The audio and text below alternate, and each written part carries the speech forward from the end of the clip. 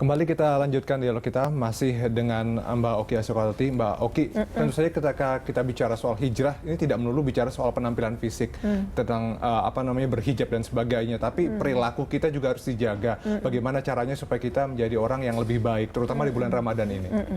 Kayaknya lebih baik nggak terutama di bulan Ramadan ya Dot, maksudnya lebih baik ya kita upayakan di hari-hari selanjutnya begitu ya. Dan menurut hemat saya memang untuk kita menjadi lebih baik kita harus tahu niatnya puasa itu untuk apa. Kalau saya begitu bahwa bulan Ramadan ini kita menjalankan, kita melakukan kehendak Allah, bukan kehendak diri. Karena kan selama 11 bulan itu yang kita lakukan, yang kita jalankan kehendak diri. Pengen marah-marah gitu ya. Pengen makan sebanyak-banyaknya, makan. Pengen begadang, katakanlah begadang. Pengen ngegosip. Itu kan kehendak diri. Tapi manakala kita menjalankan bulan Ramadan ini, maka niat saya terutama itu adalah melakukan kehendak Allah. Kalau misalnya pengennya sih nggak pengen sholat sunnah gitu ya, pengennya gitu ya, baik setelah sholat maghrib atau sebelum sholat isya. Tapi kan karena kehendak Allah kita pengen supaya menjadi lebih bagus juga, maka kita melakukannya begitu. Jadi mungkin ya dalam bulan Ramadan ini kita menjalani kehendak Allah dan kita menyampingkan kehendak diri gitu. Nah terus bagaimana kalau misalnya kita berusaha untuk menjaga, misalnya sesuatu kita sudah merasa jauh lebih baik sebagai seorang pribadi begitu ya di bulan Ramadan, terus kemudian mempertahankannya itu di 11 bulan selanjutnya itu bagaimana, teman? Mesti punya tujuan ya. Iya, karena menurut hemat saya tujuan itu adalah kompas hidup kita, gitu ya. Tujuan kita itu apa begitu? Kalau saya bagi juga dengan konstituen saya, tujuan kita itu adalah kita ini sebenarnya pejuang DBAS. DBAS itu dunia, bahagia, akhirat, surga. Kalau kita punya tujuan dunia, bahagia, akhirat, surga, maka insya Allah kita akan dikuatkan untuk melakukan hal-hal yang baik. Karena kita punya tujuan. Tapi bayangkan misalnya kita keluar rumah, kita nggak punya tujuan, kita muter-muter kan? Kita jadi pribadi yang reaktif gitu ya.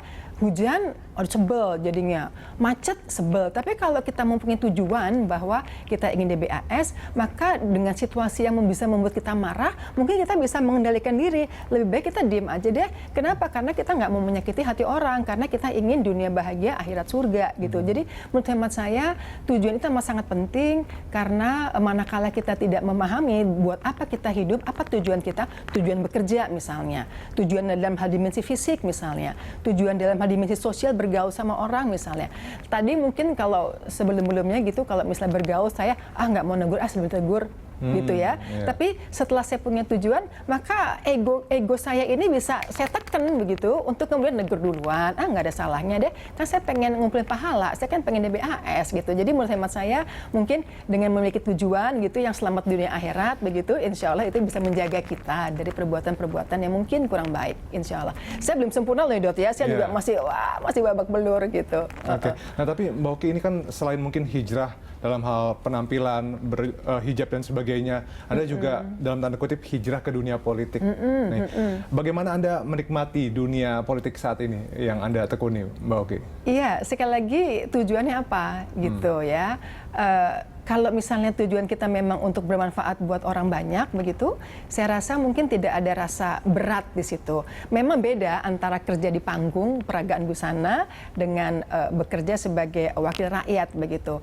Kalau di panggung tuh yang kita pikirkan betul-betul hanya diri kita sendiri. Bagaimana baju ini bagus, bagaimana supaya orang beli baju saya, yang saya pakai, gimana supaya dapat tepukan tangan begitu ya. Tapi kalau kita kerja sebagai wakil rakyat, justru bagaimana saya bisa menyuarakan apa yang menjadi masalah buat rakyat seperti vaksin palsu misalnya atau seperti BPJS kesehatan misalnya. Karena manakala kita bisa menolong orang lebih banyak, maka di situ ada rasa blessing gitu pada diri ini, sehingga kenikmatannya itu menjadi berbeda begitu. Memang jenis pekerjaan menjadi berbeda. Kalau dulu di panggung peragaan busana, sekarang belusukan ke kampung-kampung begitu ya. Belusukan ketemu orangnya pun juga nggak yang wangi-wangi seperti waktu zaman di fashion gitu ya. Orangnya pun juga mereka justru yang perlu bantuan tangan uluran tangan kita. Tapi manakala mereka berterima kasih sekali bisa kita bantu, bisa kita suarakan dengan surat kita, katakanlah mereka bisa diterima dengan baik di sebuah rumah sakit yang tadinya disengkang-sengkang begitu, itu suatu kenikmatan yang luar biasa, Dodi. Terus Gitu. kemudian bagaimana Mbak Oki bisa menjaga istiqomah juga dalam pekerjaan saat ini begitu, dalam dunia politik sebagai wakil rakyat seperti apa? Kita tahu kan ini godaannya juga banyak. Kalau tadi kita bicarakan hijab, godaannya banyak, mungkin ingin buka hijab dan sebagainya. Nah kalau sekarang mungkin ya mungkin dari godaan uang dan sebagainya itu bagaimana menjaga diri kita supaya terhindar? Iya, bahwa yang pertama pekerjaan itu adalah amanah. Ya, kalau kita menganggap ini adalah amanah, tentu kita akan melakukan sebaik-baiknya. Begitu, meskipun katakanlah banyak juga godaan-godaan yang kita bisa melakukan hal yang tidak baik, tapi kalau kita melihat sebagai amanah, maka itu adalah sesuatu yang perlu kita pertahankan. Yang lebih penting lagi menurut saya, Dot, petuah dari orang tua. Ya, pesan dari orang tua itu menurut hemat saya sangat mengena di hati saya, dan saya rasa ya saya sebagai orang tua juga melakukan hal yang sama kepada putri-putri saya. Jadi kalau dari kecil begitu kita sudah diberikan untuk melakukan hal yang baik begitu, insya Allah manakala kita bekerja dengan segala godaannya, maka itu akan merasuk ke dalam kalbu kita, insya Allah ya. Dan sekarang sebagai wakil rakyat, bagaimana kemudian Mbak Oki ini bisa terus menjaga amanah, bisa terus menjaga perilaku agar menjadi orang yang lebih baik lagi dan bermanfaat buat masyarakat banyak? Jangan merasa berbeda dengan masyarakat. Ya, karena kalau kita merasa berbeda, maka tentu kita mengharapkan pelayan yang berbeda juga, begitu ya. Mungkin bahasa yang lebih mudahnya adalah tetap tawadu, tetap rendah diri, bukan rendah diri, tetap rendah hati maksud saya, dengan rendah diri juga, tetap rendah hati begitu, dan kemudian telunjuk selalu ke dalam, jangan telunjuk keluar, karena kalau telunjuk ke dalam, insya Allah kita akan introspeksi, kita akan menjadi pribadi lebih baik, karena berpikir, di Al-Quran itu, Dot, perintah untuk berpikir itu 702 kali. Sementara perintah untuk sholat hanya 70 kali. Artinya memang Allah menghendaki kita untuk berpikir lebih banyak lagi.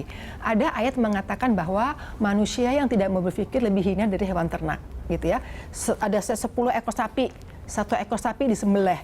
Yang 9 ekor nggak mikir, makan aja tuh rumput. Coba kalau yang 9 ekor mikir, kan dia lari. Nah, artinya, menyambung ke pertanyaan Dodi, manakala kita berpikir bahwa kita itu sebagai wakil rakyat, itu adalah campur tangan Allah di situ. Bahwa kita harus membela mereka, kita harus menyuarakan mereka. Nah, sekali lagi menurut sama saya, berpikir itu insya Allah membuat kita bisa berada di jalan yang lurus, insya Allah. Mbak Oki Asakowati, terima kasih atas waktunya telah menginspirasi kita semua dalam mengisi inspirasi Ramadan kali ini. Terima kasih. Sama-sama, Dok.